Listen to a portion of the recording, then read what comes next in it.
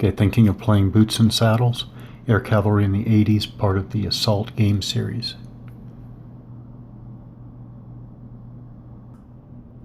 Okay, I feel like I should take stock here. First of all, the fact that I'm back again with Assault, my level of perseverance with this system is, I think, worth something. I think it is saying something. I mean, there are obviously some things to this that keep pulling me back. Now, I want to say that this whole... Actually, I think the off-the-shelf videos were fine. It was when I got to the thinking of playing videos. There was a time there where I went from 90 miles an hour of excitement for the game to the engine cutting off and coming to a complete stop, 0 miles an hour. Now, I've picked up again, but I'm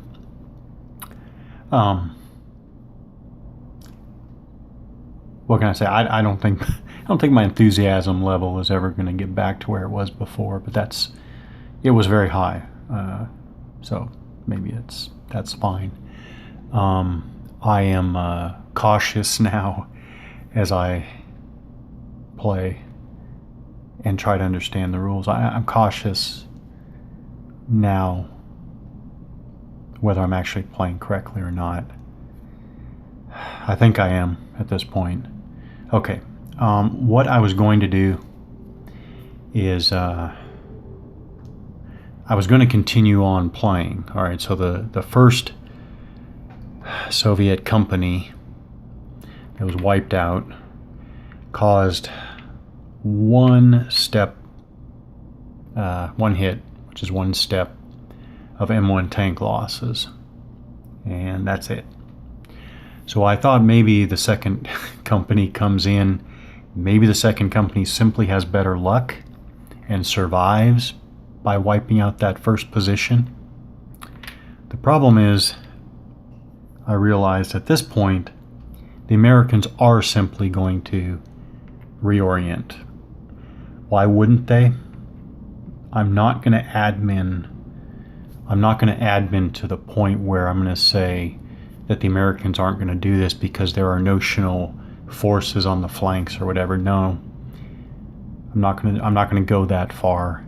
So, since the Soviets committed everything to this point of the American defense, these two platoons would simply reorient.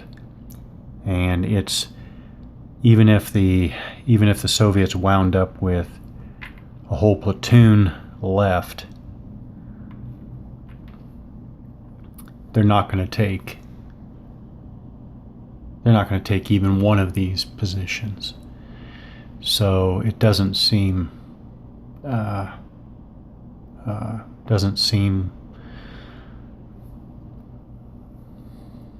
worth spent continuing on with this. So that is that. So what do I think of that? What to say about that? Well, one thing I notice is that if I go on to introductory scenario B, it does add artillery and smoke. So maybe the Soviets will have better chances with artillery and smoke. I mean, you would think so, but I'm not gonna make any clear-cut assumptions either. Yeah, I think that probably is. So I do want to continue on. So I probably will move on to scenario B. It'll be different force mixes, and there'll be artillery and smoke. But That aside, though, one thing, again, these are guesses on my part. If this is a game, if the Assault game series is one where you're not going to be handed a fun time, I don't know how to put it, but some games, even I think that I can think of some games where I play. If I win, I have fun. If I lose, I have fun. But there are other games where losing is not fun because it was so frustrating. So it's like there are other games where play just isn't frustrating. Now, I wasn't going to go into this in much detail, but I mean, those are games that you're really just rolling the dice. They're just dice luck games is what they are. So winning or losing really isn't that. There's no frustration involved.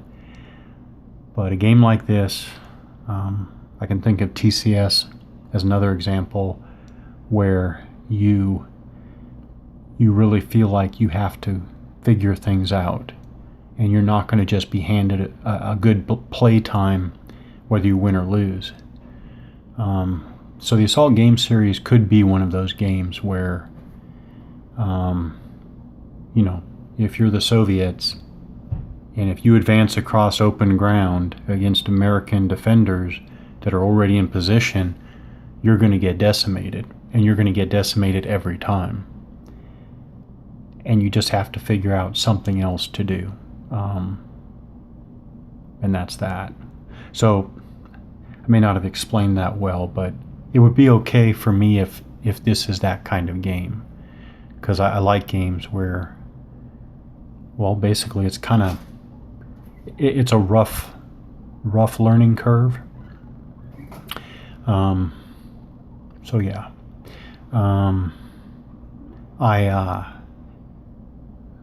let's see, there's the combat,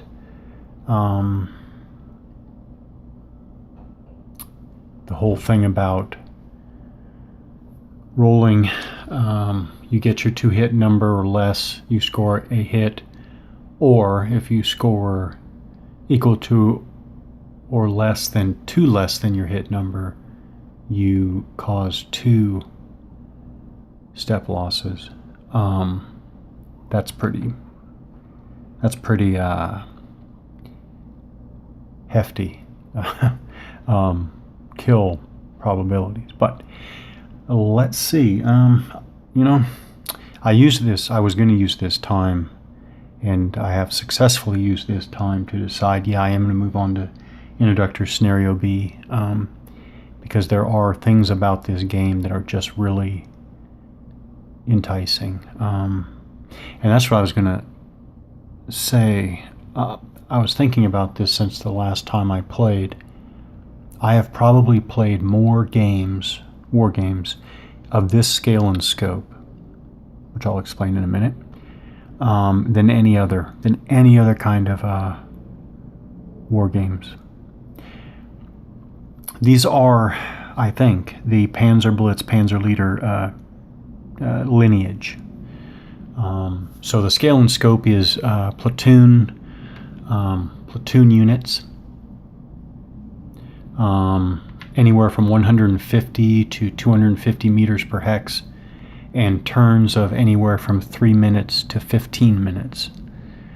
So we're talking, and it's funny because I never played Panzer Blitz or Panzerleiter, don't plan to anymore, but I've played Panzer Blitz, Hail of Death, I've played Panzer Grenadier, boy, it's a long list. I've played October War, Mech War 77, I've played Assault, or Boots and Saddles, played TCS, played Nations at War, played Sands of War, and the list goes on. Main battle area. So clearly this scale and scope, I do think I've played more war games in this scale and scope than any other, and I've played a lot in the whole Panzer Blitz, Panzerleiter lineage, and I'm still willing to say that as an early as an early conclusion, I think that the Assault series here really